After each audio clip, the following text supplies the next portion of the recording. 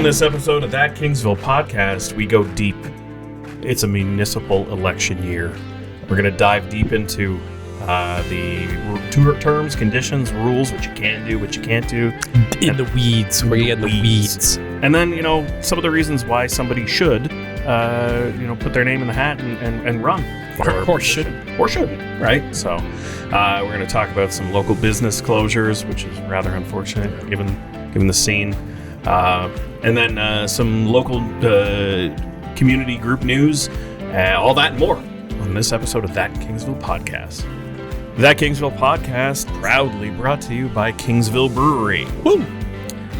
Spring in Kingsville. Town's alive again, patio's opening, and there's at least one guy on Main Street wearing shorts way too early. It's my nephew. You cruise past the lake, check out the vineyards, maybe swing by Cedar Beach, and suddenly you're thinking, yeah, today feels like a Kingsville kind of day. And that means one thing, Kingsville Brewery. Ooh. First warm day of the year, that's a light A lager moment. Clean, crisp, and easier than finding parking near the lake on a sunny Saturday. Feeling a little adventurous? Grab a hazy IPA, bold, juicy, and stronger than your plan to just have one. Dave, how about the Hefeweizen? Or go smooth with a Hefeweizen. There we are. Perfect for sitting on the deck, staring at your lawn and deciding, yeah, I can wait. Yep. Hit the winery trail, Kingsville. Walk the pier, Kingsville. Check it out. Got personally attacked by a Canada goose? Definitely Kingsville.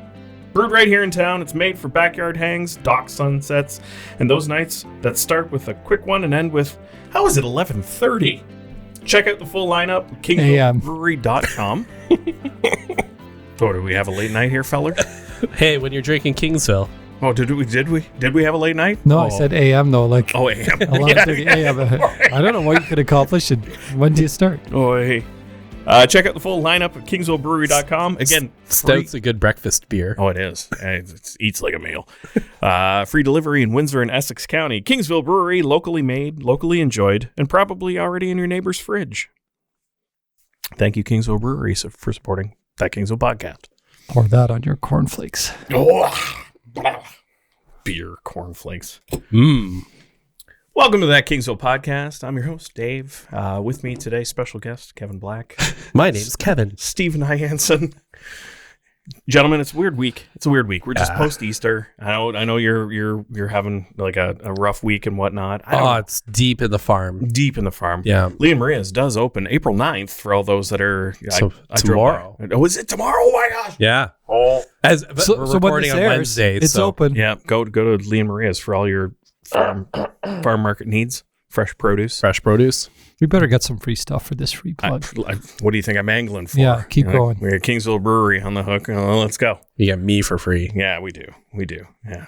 I don't know what you're talking about. There's a lot is happening, much like the Kingsville Brewery ad read. Stuff's opening up, patios and whatnot. And then unfortunately we have businesses, like long-standing fixture businesses that are either have announced that they're closing soon or have closed already. Cindy's, how many years has Cindy's been a fixture? And is it 30, 35 Over 30, years? yeah. Was it late 80s when it first opened? I want to say it was like 36, 37 years. Yeah. I thought it was around 89. I don't know why that number sticks in my mind. Steve, I could be completely wrong. I believe you. Sounds right. I believe you. But that's a long-standing business. And a large fixture in the community that brought a lot of people from out of town. Yeah. We're lucky enough to have a business like nearby across the street and look over and see full parking lots all the time. And yeah, it's going to be a big miss for our town. Yeah, a lot of events, a lot of people cruising County Road 50 through the county and then end up at Kingsville and keep heading through down towards Point Pelee and all the stops, all the different shops and things you can do and wineries, and Anna is a little further down the way, but yeah, it's unfortunate. Businesses do close. There is an evolution of commerce, and that's something that can't be avoided, right? Like if there's no clear succession plan or nothing that can resolve commercial issues, right? Like we know costs are getting higher, and whatever their reasons are, that's their reasons. Like I know we're all upset having, in my family. My in-laws closed their business after 30 years in business almost. So I know what that's like. And a lot of people miss those kind of things. So, another one, Verns. End of April, Verns is closed. And it's rather unfortunate that, we're losing the restaurant, which I'll go way back, was Guido's. And Vern carried on that legacy of that type of a family restaurant in town. Vern and the whole crew there for over 20 years. And I think that's what makes this one a little bit even a bigger loss, if you will, because even though Vern certainly really established himself and was generous in many ways too, and became a really big fixture in the community, you mentioned Guido's and the legacy that had and the stories that we would hear growing up. My mom worked at Guido's in the early 80s when we lived here. Well, and that's just it. Like, and even as I arrived in Kingsville in 1987. Mm-hmm. And it was a fixture then. And then you get to high school and you hear stories of how just students going to Guido's and class celebrations or team celebrations and the number of events and people that have been through that in its different forms. I had my rehearsal wedding dinner in 2006 at Verns. So did I. Right? Holy cow, eh? Not at the same time. Not at the same time. My wife's first communion celebration was upstairs. These are the things that we take for granted. And Jen and I made a point of going at least for one more meal there. And we do have our youngest daughter works at the restaurant, and it's going to be missed. Take advantage of it. They're already starting to reduce their options because they're not buying inventory of things for the menu. So there are some of the staples that people go in and eat and enjoy that are gone, but there are still some that are still available, like the gyro, like special, like that. The gyro is a biggie. Oh my gosh. Johnny bread. I know. Kettle chip. I hear kettle chips was like a big sad thing. When they were out, and everybody misses it, and you don't realize it until it's gone. So, a couple of the other businesses that closed, we didn't get that opportunity. Cindy's was a very quick announcement to liquidation and then closure. Ian's Wrap Shack, another one, fixture in town for a bunch of years that people eat at, was a pretty quick announcement to closure. Well, and with Ian's, I think a lot of it is you're seeing students moving out of the downtown and into the outskirts, and the town is promoting sprawl on the east side of the town, and so the students don't walk downtown. Well, they don't have enough time. They barely have enough time to walk to McDonald's, let alone Wendy's. Right. And or the mall with Wing Boys and Subway. And with Ian's Wrap Shack, it was actually in the vicinity of two schools, if you look at it. And I get that not a lot of elementary school kids maybe used it, but it's sort of a rite of passage as you get older in elementary school to go out for lunch. Or at least I thought it was when I was at KPS many years ago. Same. And maybe, Dave, you can relate. But, I remember going to the old chuck wagon in grade 6 and sitting in the non-smoking side of the restaurant, because that's what they had back in the day. Oh, yeah. The other side of the wall. Yeah. It was a little partition wall. I actually smoked. And then going and get jelly donuts at the bakery that was across the street. But anyway, but Gary, with Ian's, you've been here a long time. Yeah. The jelly donuts were amazing. Oh, some of the best ever. Amazing. Yeah. I cut off a couple fingers for one of those.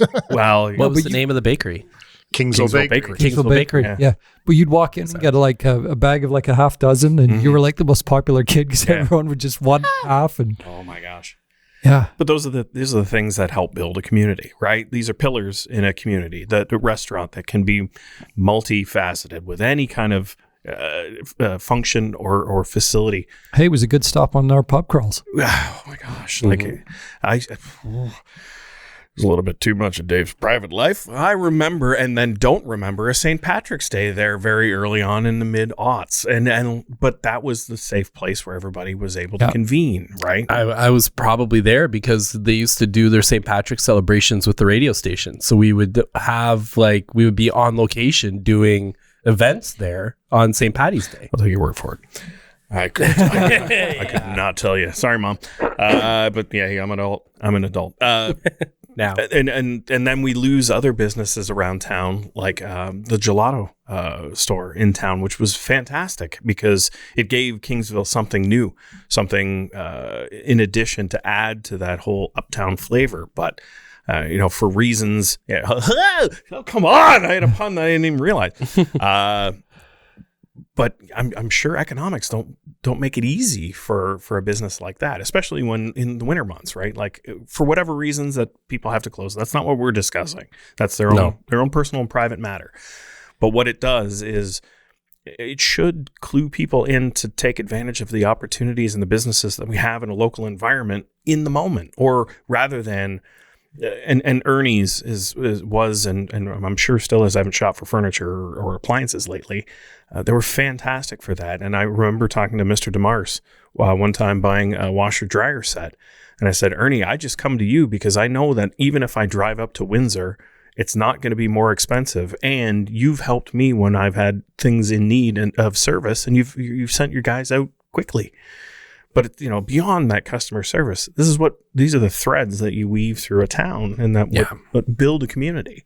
So it's the big businesses closing impacts all businesses, especially when you're like Verns is a biggie, but when you're Cindy's, that's actually like a destination that people come to Kingsville for. When businesses like that close, it impacts everyone. Like we know that at our farm that's close by, it'll impact our sales because those people that drive down from Windsor may not make the trip. Nope. Right? Because and so that'll impact our business, and it could impact restaurants because those people who came down may not stop and grab a quick bite to eat. And when sorry, Steve, I know it's okay. But also but every time I think he's done, I'm. And businesses like Verns, when somewhere like Verns closes, every time that you take away one of those options, it makes it less likely that you're going to think about going out, period. And it has impact business closures have far reaching impact beyond just the people that it's impacting directly. And the job losses is terrible, and seeing vacant buildings is terrible, but also the other businesses benefit when there's more of a business community around. With Cindy's, I know they didn't always want to advertise in the Reporter, but they didn't need to. But you would see their commercials on, local TV stations, and that's channel. Right. But that's they spent thousands with us at the radio station, and it was effective because obviously they're going for that broader reach and to get people to the community. So it worked especially well with Verns. What couple of things are nice about that, and this, like, we've got obviously a fantastic restaurant scene. And some great restaurants, but Verns was that place where you knew you could go in and it wasn't a big deal if the kid was climbing on the back of the chair, if the hockey or baseball or whatever team was in the corner and the parents were rowdy. Like that was the expectation. You knew what you could expect. There aren't a lot of places like that anymore in town, and I think for a town that wants to host sporting events, I remember when we hosted OFSA, teams are like, well, what's a good place to go? Well, it depends how many people are going. If you're taking your whole team, like top of the list was always Verns because they had large accommodation, good food, great food, very good prices. And you're not going to send them to some of the other places simply because you don't know that they'll all be able to get in. And limitations, again, budgetary, right? Like that, and that's why it's the catch-all. And I don't mean to demean it that way. No, it's the Swiss Army knife of that type of an establishment, right? Like, and they catered, and the delivery services.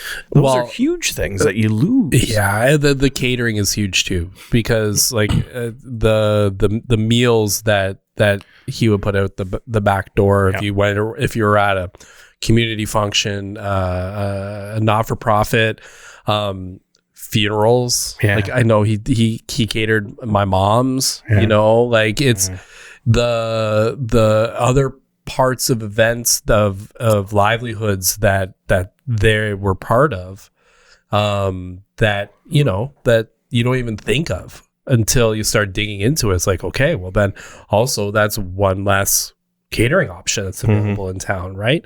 And so it's not that there aren't others, and the same, not that there aren't other restaurants, not that there aren't other garden centers, but when you lose one, it starts to take away and chip away at the ability of all of the others to be able to attract those people to come here. Yeah, and those are the people though that had built that business off of the generosity and support from the community that built it into those successful businesses. And you mentioned the catering. Like I don't recall anyone ever turning their nose up when who's catering? Oh, Verns. Oh gosh. Oh, great. Awesome. Yeah. Yeah. Oh, that's awesome. You know, it was Verns always catered our Christmas dinner that we had with the extended family. Why? Because they put out a fantastic spread for Christmas for 20, and nobody complained. Everybody raved about it. Yeah. And there's countless stories. There's countless things that we can rave about. What I would encourage is, since we are going out at beginning of April, try to get in, try to send them off on a high note. Have one last pint of Old Verno or whatever your choice of tasty beverages at the bar. Say thank you to Katana and Vern and the rest of the staff, and wish everyone well. And I hope that the business is for sale. I hope that someone else, an entrepreneur or restaurateur, can understand that type of a business model, modify it to whatever the capability is for profitability, and carry on the legacy. Maybe call it, I don't know, Verna, something around. I don't know. I got Verndos. I don't know. But Verndos. My mom worked there in 84. Debs. Oh, well, so that's not only, that's not all doom and gloom around town.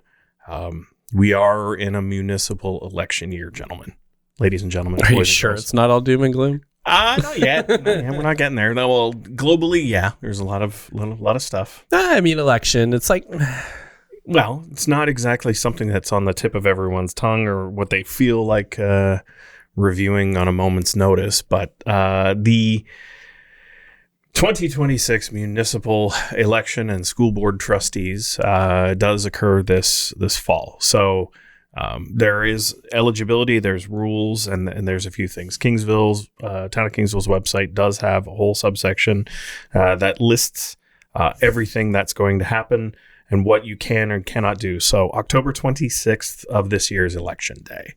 And May 1st is when official candidacy opens. But, if everyone is well aware and up to speed on local municipal elections, go ahead, turn off, you're good. But if not, guys, you've covered this in your professional career for years.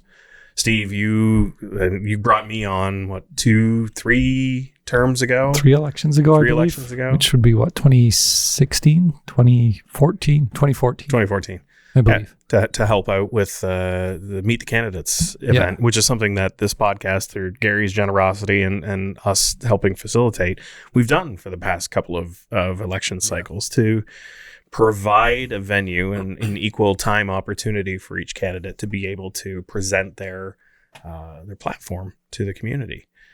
But guys, in a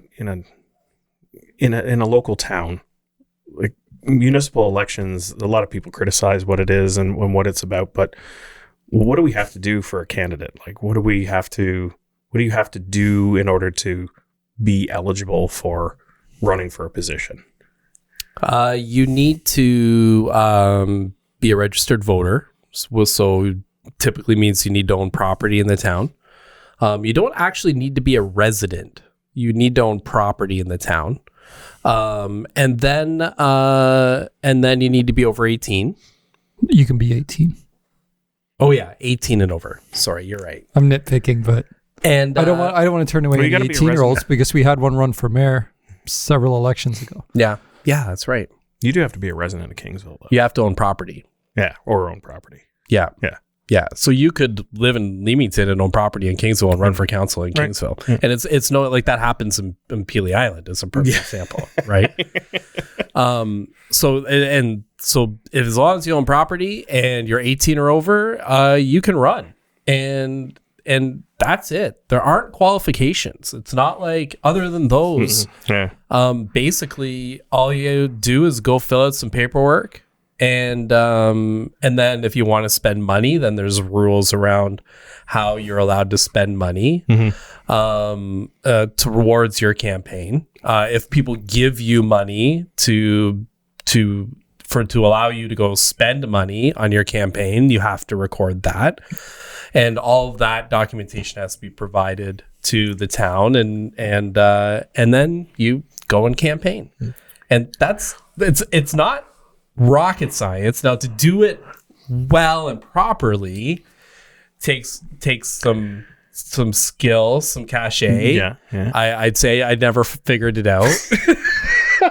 You almost did. I almost figured. You're a little ahead of where the questions are going, Ken, but it's okay. It's okay. It was just gonna be like, hey, you sound like you have experience.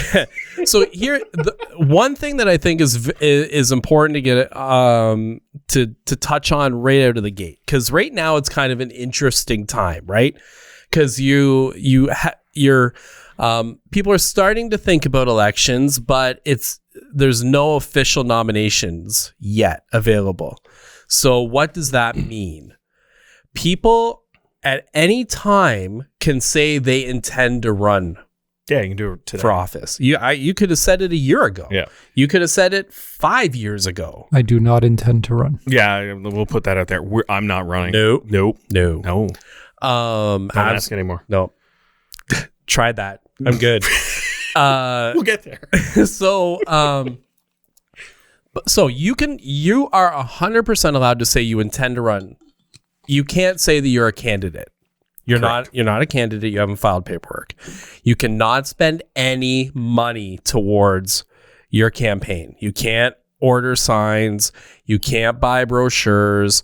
So if you start going door to door, you can knock on a door and say, I'm going to be running, but you can't hand them a leaflet because you shouldn't have printed it yet. Yeah. You can't buy targeted social media marketing. Right. You can post on social media, but you can't boost that post yet. Right. That would be campaign spending. Yep.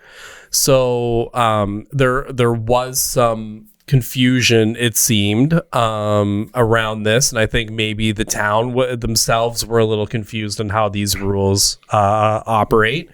But any person at any time could say they plan to run for council. They can't say that they are officially a candidate, and they can't spend money until the 1st of May. So when you want to go file a nomination, again, pulling this from the website, Friday, May 1st, you can start filing your nominations during town office business hours. You can get the form, and then you do need to pay a fee in order for processing the paperwork. It's $200 for mayor, deputy mayor, or $200 for mayor and $100 for deputy mayor, school board trustee, or councilor. And then you need the nomination paper and then an endorsement of nomination with at least 25 original signatures. Oh, right. For Abbott's signatures. Right. So somebody has to endorse your candidacy. Yes. I thought it was 20, but 25. 25 right? is what the website says. Those people with 24 friends. Well, better start knocking on doors. Like, hey, how are you? Steve signed for me. I didn't know you at the time. So, but that's another thing too. Digital signatures don't count. They have to be people that have to be guarantors of who you are and physically sign. Yep.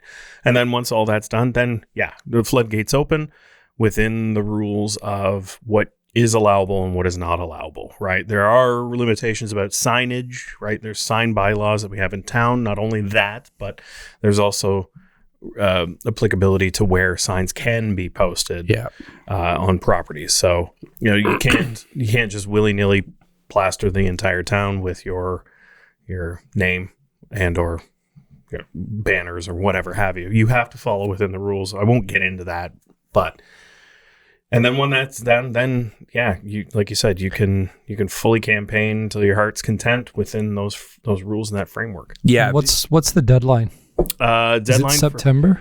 August 21st is the last day. So nominations will be accepted before 2 p.m.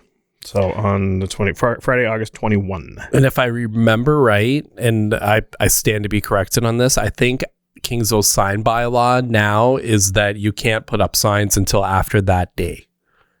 I believe you're correct. I believe, yes. You can't put if you signed up now, you can't, or you sign up on May 1st, you can't put up signs on May 1st. You have to wait until, I think, the 22nd of August. I believe you are correct. And then the other thing is, even though May 1st comes, you can't say that you're a candidate until you've fulfilled all those obligations. Like, you can't say, I'm running for mayor and start spending money until you've paid your money, submitted your nomination signatures, and it's approved by the clerk, and then you can go and start spending money. Sorry, I was just looking to see if I could find the signage bylaw quickly, but no, it's on there. And yeah, you're quick math. Yeah, I'm trying to figure out how many elections, like what number this would be for as far as I've covered or organized events for. Mm-hmm. This would be my 6th. I think it's my 7th. So 3, 6, 10, 14, 18. This is what you saw, 22, 26. So what's that, 7? 7. Yeah. Oh, well, so needless to say, this is where the I guess the proverbial circus kind of starts, right? Yeah. It's not a bad thing, and I don't want to contextualize a circus as meaning bad, but this is when all the activity kicks off. This is when everyone starts getting vocal. This is when we start understanding and learning about candidates and what their thoughts and feelings are about what happens in the municipality and what they feel that they can and cannot do. Sorry. Yeah. No, I'm listening, but I'll rant and rave. No, I won't, but I'll ramble on once here. Yeah. So, some people, and there are a couple that are vocal right now, wanting to get their name out there, brand identity and things like that. Again, within the rules and on social media and whatnot. And it's not hard to find. It's on a few different groups on Facebook and whatnot. But therein lies the root of what happens in a municipal election, right? And everyone is hopeful that it is above board and that things are contextualized in the correct manner, and we don't start slinging mud per se at other candidates. Sometimes different elections do get a little bit raw.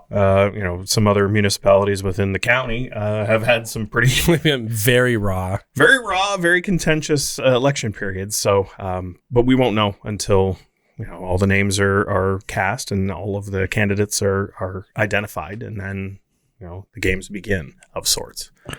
I will say I have absolute admiration for anyone who throws their name in for any position, because it takes a lot of guts. You're really putting yourself out there in the public, and you're opening yourself up more so now than ever to all kinds of scrutiny and everything else. I mean, when we started covering these, there was no Facebook or anything like that. And no. to me, there still is no Facebook. But there's sorry, Steve. I'm not sorry, but there's a lot more out there a lot more opportunities for people to sort of have their say in a negative way.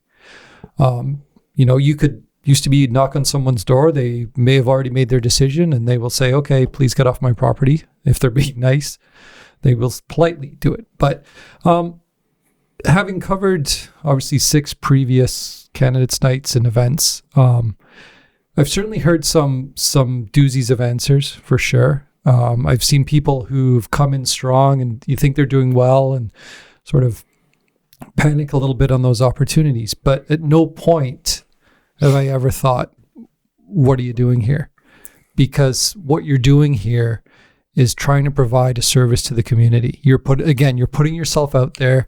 You're making yourself vulnerable in a way.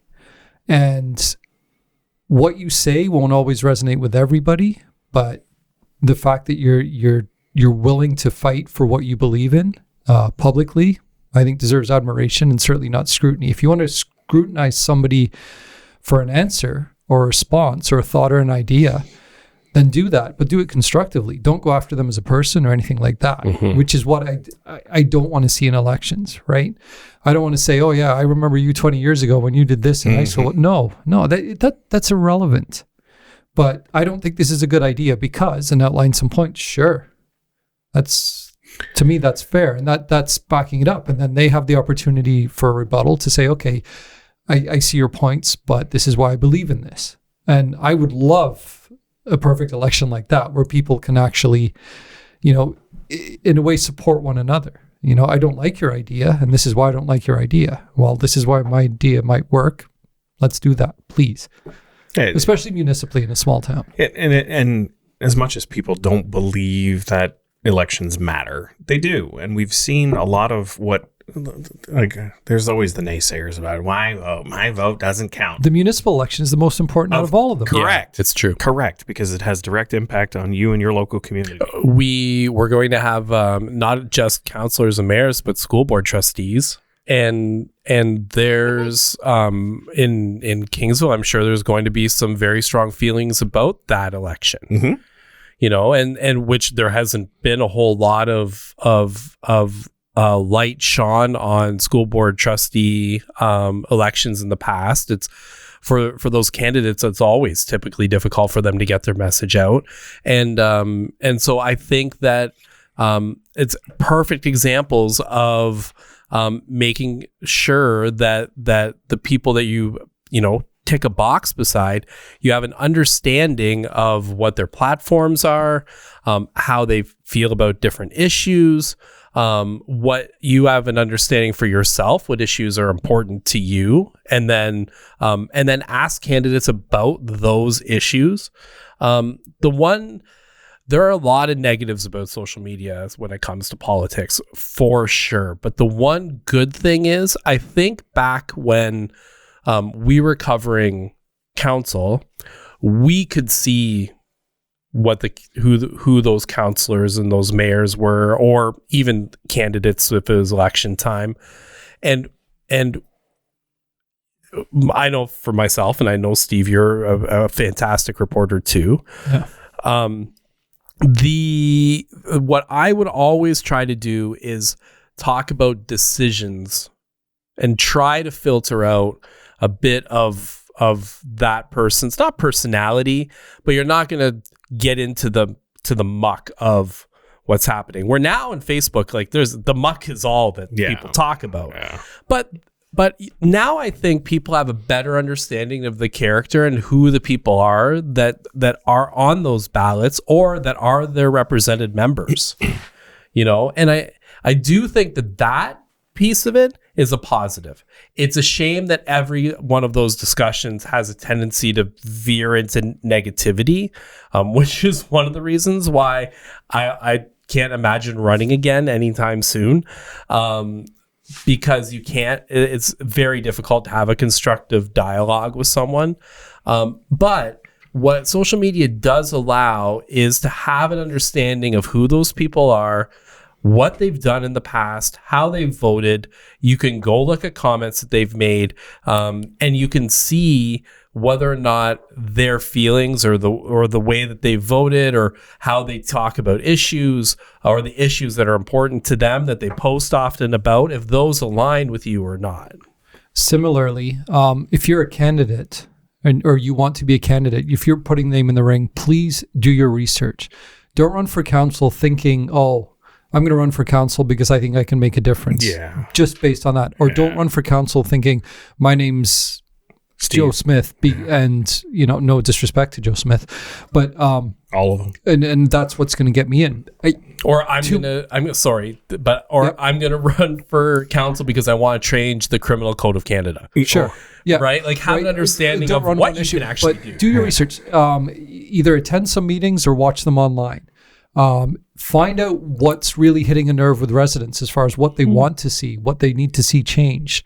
Yeah. Do they feel that the money's been allocated in the right directions when it comes to infrastructure or facilities and all that kind of thing? How, as a mayor or a councilor or a school board trustee, those roles can have any impact on any of those issues that are prevalent in the community. Right. Because a misconception is that there's the ability to do a lot of things that, hey, maybe it's federal, maybe it's something that's a little bit more of a fiscal responsibility for something outside of their purview that everybody gets upset about, that council and mayor does not have the ability to do anything about.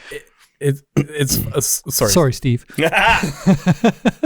Go ahead. No, you go. I was going to say, it's funny you say that, because I think, I mean, there's lots of reasons I didn't get elected. It's for the best. But I think one of the things that hurt me while campaigning was that people would ask me, like, oh, what are you going to do about that issue? And I'd be like, oh, actually, that's a provincial issue. Yeah. Like, that's not something that we can do anything about. I would be able to do anything about. And that's how I would answer that question. When I know that there are candidates out there that were running, like, oh, I would not allow that to happen. And whether they knew it or not, the answer from them would be, oh, I support you. I would never let that happen, when it's not anything that they would ever be able to impact ever, because it's provincial law. And that's just it. I mean, if you really want to get elected, just tell everybody what they want to hear, whether it's what you believe in or not. But in this day of social media, it's easy to go back and look, and you know, there are certain consequences that when the platform, the statements that are made, don't translate or end up being for different reasons behind the motivation to do so. Touching back to the trustee candidates, and you mentioned that they don't always get maybe the platform. And it was pointed out by a candidate, either the last election or the one before, and it was a valid point, that they are responsible for a very large budget, essentially, and a very large portion of taxpayer money, which is correct. But I think my thought was when I put together candidates nights, was that everyone in the community 18 and over has the opportunity to vote for council candidates, deputy mayoral candidates, and mayoral candidates. And there's only a certain amount of time that we can essentially keep people in a building, and people are willing to sit in a building. So we are essentially served by 4 different school boards. Obviously, public English, Catholic English, public French, and Catholic French. And if each of those, let's say there's 4 candidates for the 2 larger school boards, being the Catholic and the public English-speaking ones, and maybe 2 for the other ones, which often there is, you're looking at another 12 people to try and give time to. We've had some years where we've had 12 council candidates, 4 mayoral candidates, and 2 deputy mayoral candidates. So there's 18 speakers right there. So you're looking at 30 speakers. If you give 30 speakers a 2-minute intro, you're at an hour. And then you want to give them time to respond to questions. Well, the questions have got to be asked. And all of a sudden you're looking at a 3.5 to 4 hour evening. So what we have tried to do is identify them, certainly invite them on the evening, allow them to bring their material, allow them a table so people can interact with them. But again, specifically, so my taxes go to public English education. So yes, I want to speak to all the candidates who are running for that position. Kevin, your taxes may go to Catholic education. You're not interested in those people, as I am not interested in the people you would want to speak to. So it's sort of, it's that element too, right? Do I want to invite somebody up there or allow them time to have the floor when 60% of the people, 10% of the people are interested in what they're saying? So it's not like I'm trying to deny them. I was never trying to deny them the opportunity, but logistically it was tough. We invited them to the last. Yes, and not all came. Not all came. And that's fine. That's their choice. No, it is, but I think it hurts some of them for sure. Absolutely. Not to pat ourselves on the back, but here's an easy opportunity to get your name out in a community where you may not be as well known, but you might be able to get a few extra votes. So, yeah, and it's reasons. Sorry, I'm stuttering and trying to formulate the sentence. We joke about us not running for council. That doesn't mean that we don't value councillors, mayoral, deputy mayoral positions, or their efforts in our lives, in our busy lives, and your requirements with work and family and whatnot. I can't dedicate the time to do it. And I'm sure you guys have similar reasons for not doing it as well. But for those that do and that feel the need, if you're well-rounded and you have that platform that you've educated yourself in and how you can be impactful, those candidates that present themselves in those events and in other campaigning opportunities, that can go a long way in a community like this. If you're very in tune with what it is that you can have impact in, that does meet some of the town people's expectations of, we need change, we need impact, we need direction. That's how, yeah, absolutely. You have the drive, the time, the ability to have impactful change. People like that are needed in a community. That's what I consider as being the prerequisites to be a candidate. The other piece of this election that's unique to any that we've had previously is the importance of the mayoral race, because now they have strong mayor powers. You betcha. And Mayor Rogers hasn't used them, and has said that he won't previously.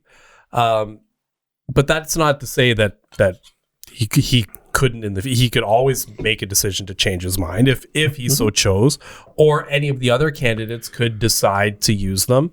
And those strong mayor powers they give a significant amount of power to the mayor, the ability to craft budgets, the ability to hire and fire staff. So it makes that mayoral job in a small town like Kingsville all the more important. Well, they can overturn council decisions in certain lights. They can authorize spending if a threshold, right? And if it meets a provincial mandate or a municipal mandate. Yep. Like, you're right, and I'm glad you brought that up, because it's something that I wasn't considering, because it hasn't been exercised in our local community.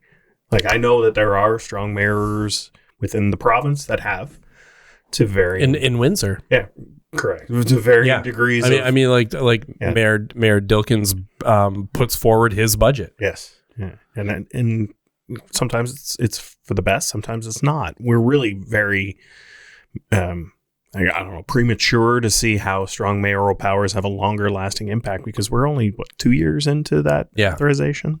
And so all the more important to make sure you understand, what the person stands for that you're voting for, especially spend some time to research mayor. Yeah. And I will say too, going back to social media, another key factor, obviously, especially in this community, is, this is the second election where we don't have a major print publication. Back in the day, and again, I've never really wallowed in the reporter closing, and I've said publicly that, when it did close, I was pretty much ready to move on personally. But we used to, every time a candidate filed, the town of Kingsville was gracious enough to shoot me an email and say, we have this candidate and here's the contact information. I'd reach out and they got an initial profile story. Once the deadline, like as in the August 21st deadline, had passed, a questionnaire was sent out. There were strict rules as far as you were allowed 200 words max, and those that went over the limit were chopped down. But so they had more easy opportunities, if you will, free opportunities. And certainly our sales reflected that. Those weeks where we had, candidate profiles helped. But with, not having that, social media becomes an even bigger factor in a town like Kingsville for candidates to really, push their platform and let people know what they're all about. They send you an email. That makes me so mad. I had to call so much. Okay, they didn't. Constantly. They didn't. I've constantly called. Do you guys have anyone new? Anyone new? I must have left 50 messages. I must have just befriended the right people. I was just gonna say, it was like, somebody grease the skids over here, Mr. Anson. Like me. I can't remember who it was. No, you don't. Yeah. People do not be named.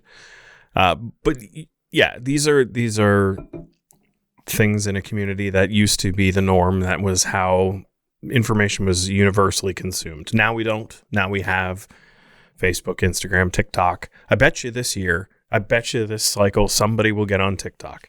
I don't think anyone was. Right, but Tommy boy? Tommy. But I hope he's laughing at that comment. No videos on town property. Correct. Yeah. Yes. Yeah. No videos on town property. Yeah. We can't post signage on town property, and we also can't video in front of municipal-owned property. I remember a few years ago, there was a candidate running either provincially or federally, and was doing basically pressers prior to the writ being dropped. And I remember he wanted me to have the backdrop as, I don't know if it was anyway, somewhere where I couldn't do it until the writ was dropped. And he showed up one day and did a press conference right in front of the Kingsville Reporter building to try, out of spite, to try and. I'm like, that's fine. Yeah. And he said, so now can we do it here? I said, yeah, the writ is dropped. Like this, and I'm like, I don't know why he was so, like, I had rules that I had to follow. Yeah. And his disrespect of those rules was bothering me, and I was bothering him enough that he was like, okay, fine, we'll do it in front of the report. It's fine. Here we go. Knock yourself Advertise our paper. Thank you, sir. But to that, when we do our... It won't surprise Kevin when I tell him who it is after once we're off air. When we do our Meet the Candidates evening, which hopefully we'll be able to do again. Gary so graciously offers his services in order to facilitate and then host on our website, so that afterward, or our YouTube page, I should say, so that afterward people can go back. And I know that most of the candidates, or a lot of the candidates last time, Gary, you clipped the video and sent it to them so that they could utilize it in their campaigning, which is, great. But we also try to follow those rules of equal time for each candidate so that there isn't any way, shape, or form. We're not the news. We are four guys that are... We're not the news. That I love a soundboard.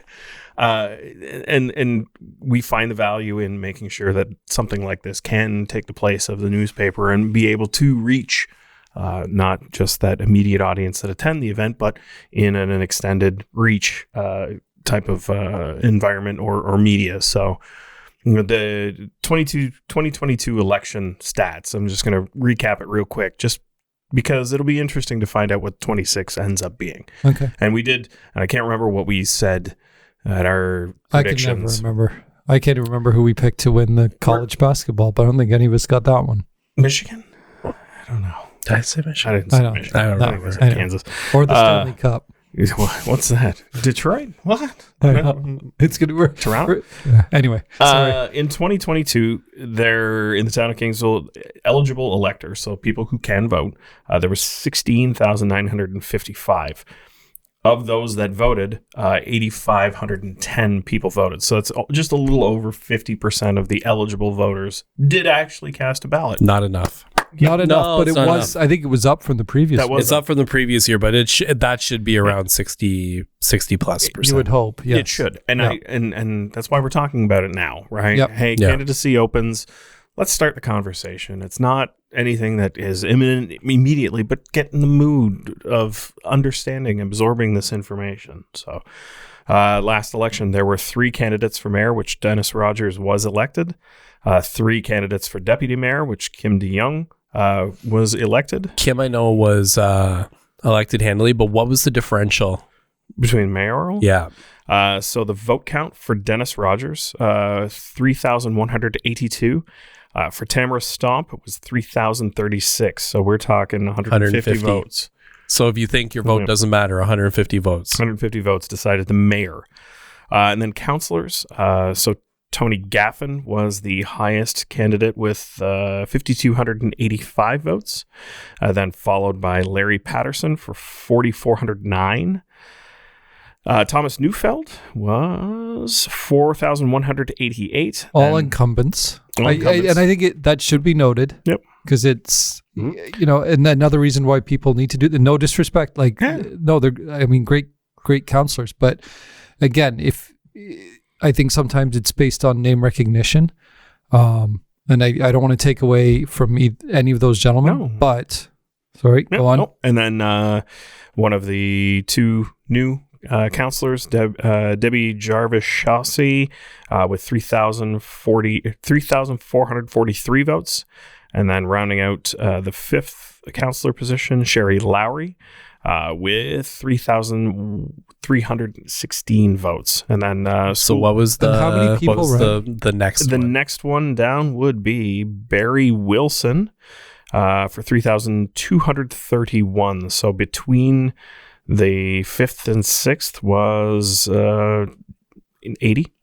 There you are. 80 votes. And he'll argue that if his name started with an L, he'd be Right, because he's last on the ballot. And sometimes some people vote that way, which I would hope that they don't, but it happens. Yeah. So. Well, and I think it's important to point out 150 votes for mayor was the difference, and less than 100 votes for council was the difference between the final councillor. And if you get that 60%, that's more than enough to swing Right. several positions. And not saying that it would have, because it's obviously there's a percentage that came in that way, but just for any person that ever says my vote doesn't matter, it does. 100% it does. It does. And it isn't so overwhelmingly taxing to go and do your civic duty and vote, right? Yeah. And those naysayers that don't think, no, these are the stats. That's direct from what last election was. And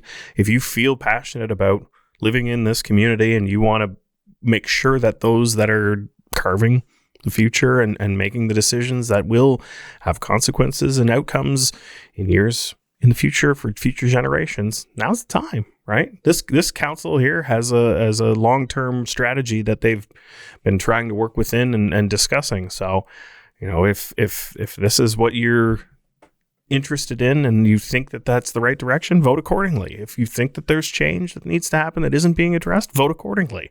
Pay attention. Talk to these people when they announce their candidacy, when they come door to door, because they do. I had a bunch come to my door, and most of them were like, "Hey, it's old fashioned, but it's effective." Yeah, well, it's effective. One did, but that's fine. That's fine. So it just happens anyway. Don't take it lightly. Don't take it, and then don't openly criticize if you don't participate.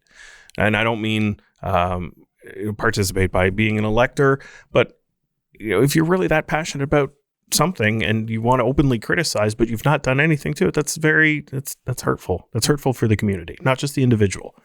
And like Steve and Kevin, like, don't criticize anyone for their person or their family. Everyone's trying to do what they believe is the best. At least that's what I hope. Yeah. I hope that they're trying to do the best thing that's possible for our community, which is why they're volunteering their time and being heard and being identified and being vulnerable. So, yeah. You know what we totally forgot? Anything else anyone else wants to add on this? No, I'm good. You know what we forgot to talk about? What did we forget? The new University of Windsor campus that they're having an open house discussion about this week. Yes. Do you know? Are people dying to go to this one? Boy, will they be? They're finding out. So, beep beep. No, don't. Yeah, he gets one for that one.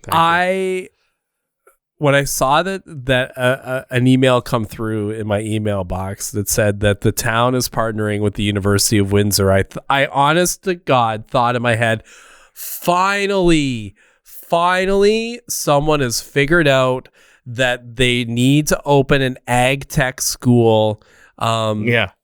Down here in the middle of the greenhouse industry. Start bringing in new innovations. Maybe we can get some robotics, some like studying crop science and pesticide management, and like what an absolutely hugely beneficial way for the town of Kingsville to show how we're leading at the forefront of education and technology. And how great will that look on our resume for the town when it comes to business retention, attracting new businesses and industry to the town. And then I read the actual email. It turns out that actually it's going to be for the study of how bodies decompose outside. Yeah, that's what you want, right? And there was the note that went out about it's going to be secluded from view in a remote area out in one of the Road 2 or 412 or whatever it is. 55. Right. So not anything of like building a community center for development and prosperity. No, it's just this secluded, fenced off, dark area where there's a lot of... When you realized, did you have like a rotten feeling? Oh, it just started. If you're still with us in hour 4 of our the bugs were crawling. Like it's... Well... honestly though, like I get it. It is still cool and it needs to like it is something that they can say, but that's not what I was expecting to see from partnership with the university. I'll tell you Committee Dave story off air, but yeah, we had thoughts of what you were discussing. There was talks a decade ago. Whoops a daisy. Guess not. What's going on with the Legion? Well, yeah, the Legion. So we have a local group helping our Heroes Fund, which helps raise money and provide service dogs for veterans in need. And they reached out to us, and we're very thankful that they did to get the word out about what's happening in the community and how they're doing some fundraising and some events. So April 12th, which is this upcoming weekend, there's the 10th annual Trainer Memorial Dart Tournament at the Royal Canadian Legion Branch 188. Hosted in honor of Herbert Bud and Jean Trainer, World War II veteran, and both active Legion members. This tournament is their flagship event, bringing players from across Essex County this year, anticipating a sellout, which will be the first in the event's history. So, if you're interested, good for them. Get there. Appearing at the event will be their first service dog, nicknamed Red One, set to be prepared with her veteran in the coming weeks, along with Ryan Isley of Ontario Canine, who's partnered to train the service dogs. So, fantastic thing. One of those needs you don't see in a community because it's not out in front of everybody. It's not like a very visible need, but something that absolutely... I have a great friend that has a service dog. He has PTSD from being in the U.S. Air Force. Like it happens. It's something that saves his life. And then on May 29th, they're hosting a 5K community walk for mental health in partnership with the Canadian Mental Health Association, Windsor Essex, and C2C for PTSD. Chad Kennedy of C2C for PTSD is a veteran who's walking across Canada to raise money to support military and first responders in their effort to access mental health resources. After the community walk, they'll be hosting a mental health information hall at the Kingsville Legion, where different organizations will have booths set up for walk participants to learn more about resources in the county. And then later this summer, they're going to be hosting a summer music festival, including performances by Jen Knight, Petals of Gold, and the John Thomas Blues Band, all local Essex County performers, so fantastic there. And then more information will be available on their website. And that website address is...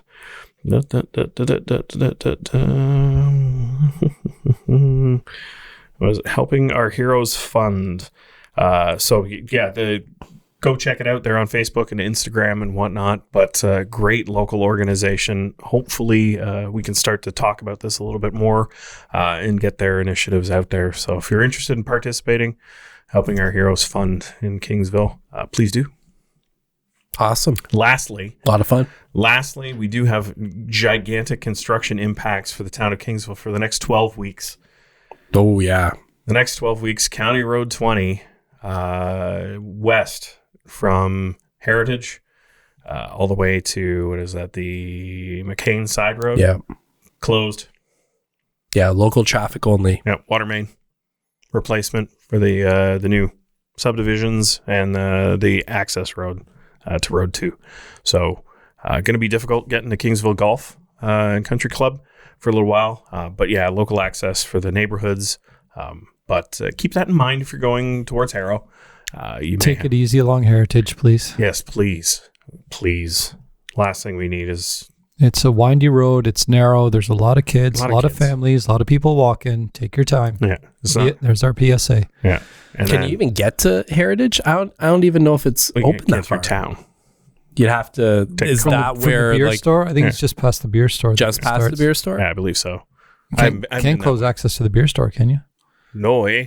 We're one of the few that still have one. Where are you going to return my empties, eh? That's right. Oh, yeah. I get a 2-4 OV. Anyway, Just throw them in the water main hole. anyway, May 2-4 coming. But yeah, or take road 2. Plan accordingly. Drive safe. So thanks, everyone. Please, again, subscribe. We're adding the viewers. It's crazy. one by one. One by one. Sweet. We got 6. Got target to 350 on the YouTube. But we still do have really? Yeah, we still That's have not bad. We got over 1,000 on the Meta platform. 6 years. 5. Give it a break. 5, sorry. 2021. Anyway, thanks everyone for listening. We'll see you next time. Every 6 days. Bye. We're not the news. We're not the news. We're not the news.